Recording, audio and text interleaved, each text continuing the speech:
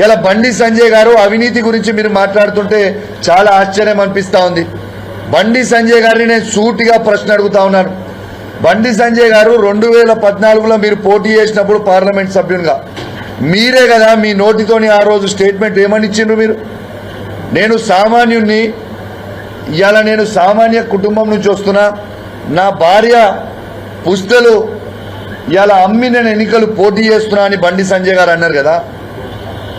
మరి అక్కడి నుంచి ఉన్న బండి సంజయ్ గారు మొన్న కరీంనగర్ కార్పొరేషన్ ఎలక్షన్లు అయితే 50 కోట్ల రూపాయలు ఖర్చు పెట్టింది.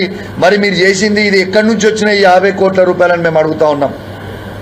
మరి మీరు అవినీతి చేసి సంపాదించిన డబ్బా, లేకపోతే మీకు రేవంత్ రెడ్డి పంపించిన డబ్బా? ఇది ప్రజలకి మీరు జవాబు చెప్పాల్సిన అవసరం ఉన్నది.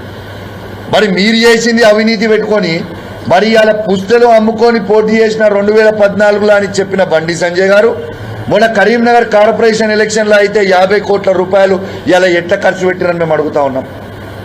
ఇలా కేటీఆర్ గారిని తిట్టే స్థాయి మీద అని మేము అడుగుతా ఉన్నాం.